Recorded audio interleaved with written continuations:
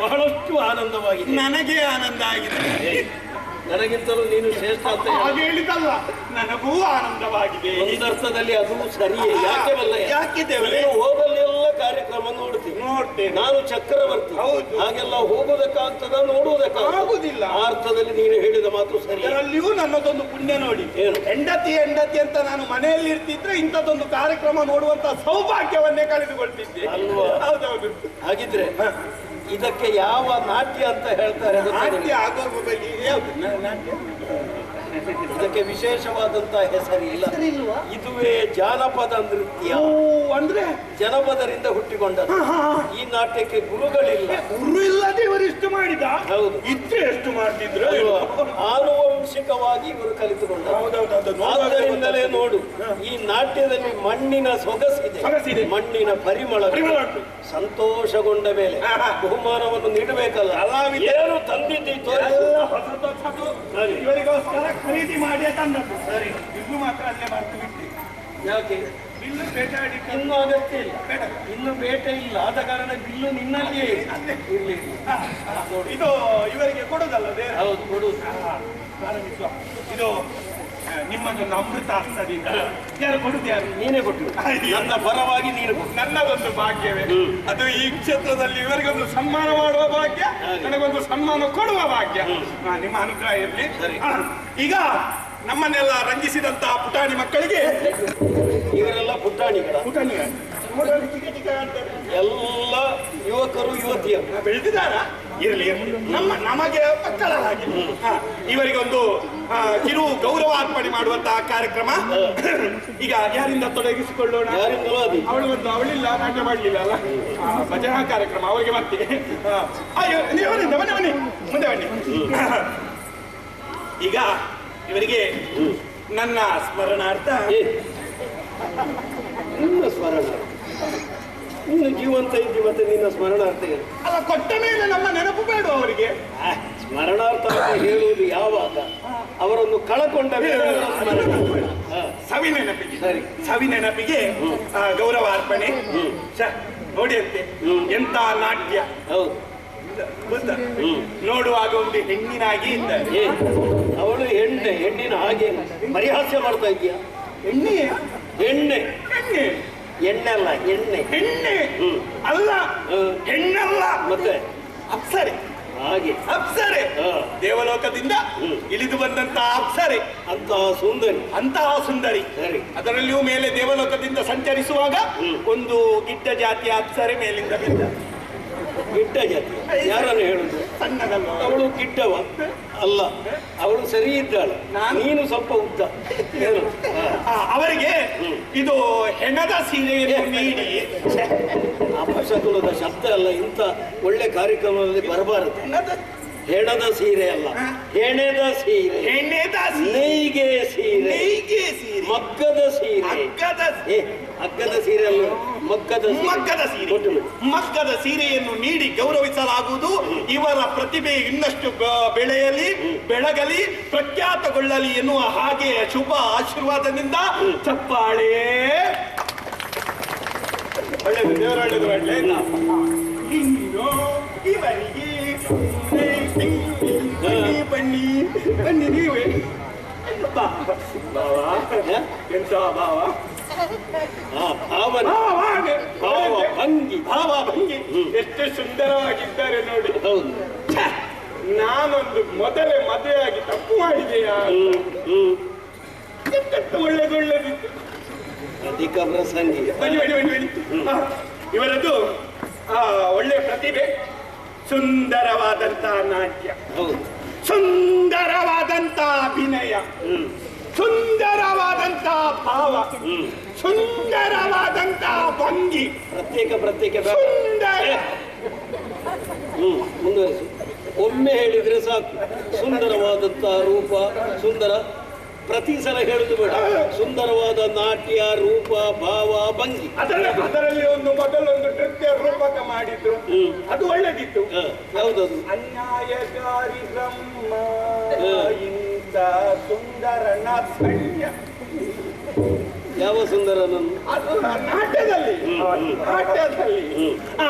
ಇವರಿಗೆ ಹುಳದ ಸೀರೆಯನ್ನು, ಇದು ರೇಷ್ಮೆ ಹುಳದಿಂದ ಸಿದ್ಧಗೊಳಿಸಿದ್ದು. ಹೌದಾದರೂ ಕೂಡ ಹುಳದ ಸೀರೆ ಅಂತ ಹೇಳುವ ಕ್ರಮ ಇಲ್ಲ. ಯಾಕೆ ಹುಳಕ್ಕೆ ಬೇಸರ ಆಗುದಿಲ್ವಾ? ಬೇಸರ ಆದ್ರೆ ನೀನು ಬೇರೆ ವ್ಯವಹಾರ ಮಾಡು. ರೇಷ್ಮೆ ಸೀರೆ. ಆ ರೇಷ್ಮೆ ಸೀರೆಯನ್ನು ನೀಡಿ ಗೌರವಿಸಲಾಗುವುದು. ಚಪ್ಪಾಳೆ. ಒಳ್ಳೆದೋ, ದೇವರು ಒಳ್ಳೆದೋ ಆಡಿ ಸದಾ ಅನುಗ್ರಹ ಇರಲಿ. ವಿಶೇಷವಾದ ಸೀರೆ. ವಿಶೇಷ ಸೀರೆ, ಸುಲಭದ ಸೀರೆ ಅಲ್ಲ, 2 ಬಣ್ಣಗಳಲ್ಲಿ ಲಭ್ಯ. ಇದ್ದೆ ಕಾಣ್ತಾ ಕೆಂಪು ಬಣ್ಣ ಮಾತ್ರ ಕಾಣಿಸ್ತದೆ. ಕೆಂಪು ಬಣ್ಣ ನೀವು ಗುಡಿಸಲಿಗೆ ಹೋಗಿ ಒಮ್ಮೆ ನೀರಿಗೆ ಹಾಕಿ ಬಿಳಿ ಏನ ಗುಣಮಟ್ಟ ಇಲ್ಲ ಅಂತ ಹೇಳುದ? ನೀರಿಗೆ ಹಾಕಿದ ಮೇಲೆ ಕೂಡಲೇ ಬಣ್ಣ ಮಾಸ್ತದ? ಮಾಸುದಂತ ಹೇಳಿದಲ್ಲ, ಮತ್ತೆ ಬಿಳಿ ಆಗ್ತದೆ, ಮತ್ತೆ ತೆಗೆದು ಒಣಗಿಸುವುದಕ್ಕಾಗಿ ಯಥಾಸ್ಥಿತಿಗೆ ಬರ್ತದೆ, ಬಣ್ಣ ಹಾಳಾಗುವುದಿಲ್ಲ. ವಿಶೇಷವಾದ ಗುಣಮಟ್ಟದ ಸೀರೆ. ಸರಿ, ಅದದು ಇದು ಕುಪ್ಪಸ ಎಲ್ಲ ಉಂಟಾಯ್ತಾ? ಎಂತದು? ಕುಪ್ಪಸ? ಕುಪ್ಪಸ ಅಲ್ಲ. ಇದು ಇನ್ನು ಇನ್ನು ಗಂಡು ಮಕ್ಕಳಿಗೆ. ಹೌದು, ಗಂಡು ಮಕ್ಕಳಿಗೆ ಬನ್ನಿ ಬನ್ನಿ. ಇವರಿಗೆ ಗಂಡು ಮಕ್ಕಳಿಗೆಲ್ಲ ಇದು ಸೀರೆ ವಸ್ತ್ರ ಎಲ್ಲ ಕೊಟ್ರೆ ಸೀರೆ ಹೆಣ್ಣು ಮಕ್ಕಳಿಗೆ ಕೊಡು. ಹೆಣ್ಣು ಮಕ್ಕಳಿಗೆ. ಗಂಡು ಮಕ್ಕಳಿಗೆ ಏನಾದ್ರು ಬೇರೆ ಅವರ ಕೊಡು. ಮುಖದ- ಅವರಿಗೆ ಆಸಕ್ತಿ ಇರುವುದನ್ನು ಕೊಡು. ಹೌದು, ಮುಖದಲ್ಲಿ ನಗು ಬರ್ಬೇಕಾ, ಮಾಲೆ ಆಗ್ಬೇಕು. ಏನು? ಗಂಡು ಮಕ್ಕಳಿಗೆ ಏನು ಕೊಡಬೇಕು? ಮಾಲೆ ಮಾಲೆ ಕೊಡಬೇಕು ಅಂತ ಹೇಳಿದ್ರೆ ಅರ್ಥ ಬೇರೆ ಆದೀತು. ಮಾಲೆಯನ್ನು ಕೊಡಬೇಕು, ಹಾರವನ್ನು ಕೊಡಬೇಕು. ಹಾಗೆ ಮಾಲು ಕೊಡಬೇಕು ಅಂತ ಹೇಳಿದ್ರೆ ಹೇಳ್ತಾರೆ. ಮಾಲೆ ಮಾಲೆ ಅದು ಇದು ಹಗುರದ್ದಲ್ಲ, ಭಾರತ ಭಾರತ ಭಾರತ ಮಾಲೆ ಆಗಬೇಕು. ಬನ್ನಿ. ಏನು ವಿಶೇಷ? ಪ್ರತಿಭೆ ಭಯಂಕರ. ಒಂದು ಸಣ್ಣ ಪ್ರಾಯದ ಕುಡಿ, ಎಳೆ ಕುಡಿ, ಎಳೆಯ ಕುಡಿ ಬೆಳಗಿ ಬೆಳೆದು ದೊಡ್ಡ ಪ್ರತಿಭೆ, ದೊಡ್ಡ ಪ್ರತಿಭೆ ಆಗ್ತಾರೆ. ವಿಶೇಷವಾದಂತಹ ನಾಟ್ಯ ಎಲ್ಲ ಮಾಡ್ತಾರೆ. ಸಾಮಾನ್ಯವಾಗಿ ಅಭಿನಯಿಸುವ ಹಾಗೆ ಇವರ ಅಭಿನಯ ಅಲ್ಲ, ಇವರದೆಲ್ಲ ವಿಶೇಷ. ಇವರಿಗೋಸ್ಕರ ಕೆಲವು ನೃತ್ಯ ರೂಪಕಗಳನ್ನೆಲ್ಲ ಆಯೋಜಿಸ್ತಾರೆ. ಯಾವ ನೃತ್ಯ? ಜಿಂಕೆ ನೃತ್ಯ, ಮೊಳದ ನೃತ್ಯ, ಎಮ್ಮೆ ನೃತ್ಯ, ಕಾಡೆಮ್ಮೆ ನೃತ್ಯ ಎಲ್ಲ ಇವರೇ ಮಾಡುದು. ಇವರೇ ಅದರ ಬಗ್ಗೆ ಪಾಪ ಜಿಂಕೆ ಬಗ್ಗೆ ಎಲ್ಲ ಎಲ್ಲೆಲ್ಲಿ ಹೋಗಿ ಆ ಬಗ್ಗೆ ಅಧ್ಯಯನ ಮಾಡಿ, ಎಲ್ಲೆಲ್ಲಿ ಕತ್ತುದ್ದ ಮಾಡಿ ಭಯಂಕರ ಅಧ್ಯಯನ ಎಲ್ಲ ಮಾಡ್ತಾರೆ. ಹೀಗೆ ನಿಮ್ಮ ಪ್ರತಿಭೆಗಳು ಬೆಳಗಲಿ ಎನ್ನುವ ಹಾಗೆ ಈ ಸಲ ಮಾತ್ರ ಕೊಡ್ಲಿಲ್ಲ, ಏನಾದ್ರು ಗೊತ್ತಾಯ್ತು ವಿಷಯ. ತೊಂದ್ರೆ ಇಲ್ಲ, ಇನ್ನು ಬೆಳಗಲಿ ಎನ್ನುವ ಹಾಗೆ ಶುಭ ಹಾರೈಸುತ್ತಾ ಚಪ್ಪಾಳೆ ಚಪ್ಪಾಳೆ ಚಪ್ಪಾಳೆ. ಒಳ್ಳೆದು ಮಾಡಿ. ಇನ್ನು ದೇವರೇ, ಇನ್ನು ಕೊಟ್ಟಿನ ಅಂತ ಉಳಿದಿರುವುದು ಈತ. ಇವ ಏನು ಮಾಡಿದ್ದಾರೆ? ಇವರ ಬಗ್ಗೆ ಹೇಳ್ಬೇಕಾದ್ರೆ ತುಂಬಾ ಏನೋ ಬಹಳ ಬೇಸರ ಆಗ್ತದೆ. ಮತ್ತೆ ವಿಷಯ ಶ್ರದ್ಧಾಂಜಲಿ ಕೊಡುವ ಹಾಗೆ ಕೊಡ್ತಾ ಇತ್ತು. ಅದು ದುಃಖ ಒಳಗಿಂದ. ಅದ್ಯಾಕೆ? ಕಾರಣ ಉಂಟು.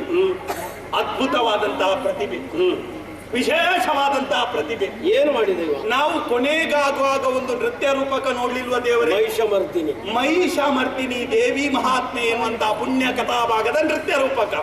ಅದರಲ್ಲಿ ಪ್ರಮುಖವಾದಂತಹ ಪಾತ್ರವನ್ನು ಮಾಡಿದಂತಹ ವ್ಯಕ್ತಿ ಯಾರು? ಮಹಿಷಾಸುರ ಮಾಡಿದನ? ಇವೆ ಅಲ್ಲ, ದೇವಿ ಮಾಡಿದ. ದೇವಿ ಮಾಡುವ ಮುಖವೇ ಅಲ್ಲ, ಮತ್ತೆ ಮಹಿಷಾಸುರ ಕೂಡ ಅಲ್ಲ, ದೇವಿ ಕೂಡ ಅಲ್ಲ. ಆ ಎರಡು ಪಾತ್ರಗಳು ಮಹಿಷಮರ್ದಿನಿಯಲ್ಲಿ ಪ್ರಾಮುಖ್ಯವಾದ ಅಲ್ಲ. ಮತ್ತೆ ಇವರದ್ದು ಪಾತ್ರ ಬೇರೆ. ಏನು ಪಾತ್ರ? ಸಿಂಹ. ಮಹಿಷಮರ್ದಿನಿಯಲ್ಲಿ ಸಿಂಹದ ಪಾತ್ರ. ಸಿಂಹ ಮಾಡಿ ಕೂಡ ಒಂದು ಕಾಣಿಸಿಕೊಳ್ಳಬಹುದು ಅಂತ ತೋರಿಸಿಕೊಟ್ಟವರು ಇವರು. ಚಿಕ್ಕ ಪಾತ್ರವನ್ನಾದರೂ ಕಾಣಿಸಿಕೊಡಬಹುದು ಎನ್ನುವುದಕ್ಕೆ ಈತನೇ ಸಾಕ್ಷಿ. ಎಲ್ಲರೂ ಬಂದು ಕೇಳುದು ಸಿಂಹ ಯಾರು, ಸಿಂಹ ಯಾರು, ಸಿಂಹ ಯಾರು. ಮಹಿಷಾಸುರ ಮಾಡಿದವರನ್ನು ಕೇಳುವುದಿಲ್ಲ, ಕೇಳುವುದಿಲ್ಲ. ಸಿಂಹ ಮಾಡಿ ಸಿಂಹ ಮಾಡಿದ್ದು ಈಗ ಯಾರು ಅಂತ ಕೇಳುದು. ಚೆನ್ನಾಗಿ ದುಡಿದಿದ್ದಾನೆ. ಎಂತ ದುಡಿಯುವುದೆಂತ, ಕೈಕಾಲೆಲ್ಲ ಜಾಗ್ರತೆ. ಎಂತದು ಪಾಪ. ಆ ಸಿಂಹ ಒಂದು ರಂಜಿಸಬೇಕು ಅಂತ ಹೇಳಿ ಮೇಲಿಂದ ಉರುಳಿ ಬಿದ್ದು ಕೆಳಗೆ ಹೊರಳಾಡಿ, ಕೆಲವೊಮ್ಮೆ ಹಿಂದಿನಿಂದ ದೂರದಿಂದ ಬರ್ಬೇಕು ಅಂತ ಹಿಂದಿನಿಂದ ಹೋಗಿ ಪಾಪ ಅಲ್ಲಿ ಯಾರ ಪಕ್ಕದೊಂದು ನಾಯಿ ಬೆನ್ನಟ್ಟಿಕೊಂಡು. ಅಂತೂ ರಂಗವೇದಿಕೆಯಲ್ಲಿ ದುಡಿಯುವುದಕ್ಕಿಂತಲೂ ಹೆಚ್ಚು ರಂಗಸ್ಥಳದಿಂದ ಹೊರಗೆ ದುಡಿದಿದ್ದಾನೆ. ಅಪ್ಪ ನೋಡಿ, ಅಂತದೊಂದು ಬಹುಮುಖವಾದಂತಹ ಪ್ರತಿಭೆ. ಇವನ ಹಣೆ ಬರ ನೋಡಿ. ಹಣೆ ಬರಲು ಏನೋ ಯೋಗ್ಯತೆ. ಎಂತದ್ದು? ಏನು ಹಣೆ ಬರ? ಹಣೆ ಬರವೇ ಇಷ್ಟು ಒಳ್ಳೆ ಪ್ರತಿಭೆ ಇವನಲ್ಲಿ ಉಂಟು. ಆದ್ರೆ ಸಿಂಹ ಮಾಡಿದ್ದು ಇವ ಅಂತ ಯಾರಿಗೂ ಕೂಡ ಗೊತ್ತಿಲ್ಲ. ಅದು ಯಾಕೆ? ಇವ ಮಂಡ್ಯ ಹಾಕೊಂಡು ಬರು. ಮಂಡ್ಯ ಅಲ್ವೇನು? ಮುಖವಾಡವನ್ನು ಧರಿಸಿ ಆದ ಕಾರಣ ಮುಖವನ್ನು ಯಾರು ಕಾಣುವುದಿಲ್ಲ. ಒಳಗಿನ ಮುಖ ಯಾವುದು ಅಂತ ಯಾರಿಗೂ ಕೂಡ ಪರಿಚಯ ಇಲ್ಲ. ಅದೊಂದು ಬೇಸರ. ಅದಕ್ಕೆ ನಾನು ಮೊದಲಿಂದ ದುಃಖದಿಂದ ಹೇಳಿದ್ದೆ. ಅದಕ್ಕೆ ಏನು ಮಾಡುವುದು? ಇವ ಕಾಣಿಸಿಕೊಳ್ಬೇಕು, ಪ್ರಚಾರಕ್ಕೆ ಬರಬೇಕು. ಅದಕ್ಕೆ ಏನು ಮಾಡುದು? ಅದಕ್ಕೆ ನನ್ನಲ್ಲಿ ಒಂದು ಉಪಾಯ ಉಂಟು. ಇದು ಮಹಿಷಾವಧೆ ಎಲ್ಲ ಆಗುತ್ತದಲ್ಲ ದೇವರೇ? ಅದು ಮಹಿಷಾವಧೆ ಆಗಿ ಹಿಂದೆ ಹೋಗುವಾಗ ಇವ ಒಮ್ಮೆ ಮೆಲ್ಲ ಸಿಂಹದ್ದು ಮಂಡೆ ತೆಗ್ಗಿಗೆ ಸಭೆ ನೋಡಿ. ಹಾಗೆ ಅಂತೂ ಒಳ್ಳೆ ಮಾರ್ಗದರ್ಶನ. ಹಾಗಂತ ನಾವು ಬೇಕುಂತ ತೆಗ್ದದಂತ ಸಭೆಗೆ ಗೊತ್ತಾಗ್ಬಾರ್ದು. ಮತ್ತೆ ಹೇಗೆ ಕೊನೆಯ ಸೀನ್ ಆಗುವಾಗ ಉಂಟಲ್ಲ, ಏನು ಏನು ಏನು ಹೇಳಿದೆ? ಇದು ಅಸಂಬದ್ಧ ಹೇಳಬೇಡ. ಅಲ್ಲ, ಸೀನು ಸೀನು ಬರುವಾಗ ಮೂರು ಸೀರು ಬರ್ಬೇಕು. ಮೂರು ಹಾ. ಸಿಂಹಕ್ಕೊಂದು ಸೀತ ಆಗ್ಲಿಕ್ಕೆ ಅಲ್ವಾ? ಆಗ್ಬೋದು. ಸಿಂಹಕ್ಕೊಂದು ಸೀತ ಆಗ್ಲಿ. ಮೂರು ಸೀನು ಬರ್ಬೇಕು. 2 ಸೀನು ಮೆಲ್ಲ, ಅಸ್ಸಿಂಗ್. 3ನೇ ಸೀನು ದೊಡ್ಡದು, ಆಗ ಮೆಲ್ಲ ತಲೆ ಮೇಲೆ ಹೋಗ್ಬೇಕು. ಮುಖವಾಡ ಹಾರ್ತದೆ, ಮುಖ ಕಾಣುತ್ತದೆ. ಆಗ ಇವನ ಮುಖ ಎಲ್ಲರಿಗೆ ಪರಿಚಯ ಸಿಗ್ತದೆ. ಆಗ ಇವ ಪ್ರಚಾರಕ್ಕೆ ಬರ್ತಾನೆ. ಹಾಗಾಗಿ ಇವನ ಪ್ರತಿಭೆ ಇನ್ನಷ್ಟು ಬೆಳಗಲಿ ಎನ್ನುವ ಹಾಗೆ ಹಾರೈಸ್ತಾ ಇವನಿಗೊಂದು ಮಾಲೆಯನ್ನು ಅರ್ಪಿಸ್ತಾ ಇದ್ದೇವೆ. ಚಪ್ಪಾಳೆ. ಒಳ್ಳೆದಾಯ್ತು. ಆಯ್ತಲ್ಲ, ಇನ್ನು ಯಾರು ಉಳಿಲಿಲ್ಲ. ಏನಾದರೂ ಸಮಸ್ಯೆಗಳು ನಿಮಗೆ ಬಂದ್ರೆ ನೇರವಾಗಿ ಅರಮನೆಗೆ ಬನ್ನಿ, ನಾನು ಪರಿಹಾರ ಮಾಡ್ತೇನೆ. ಮುಂದುವರಿಸಿ. ಅಲ್ಲಿ ಕಂದಮೂಲ ಅದೆಲ್ಲ ಉಂಟು. ಏನು ಕಂದಮೂಲಾದಿಗಳು?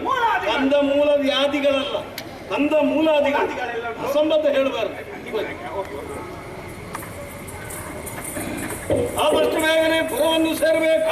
ಮುಂದುವರಿಯೋಣ.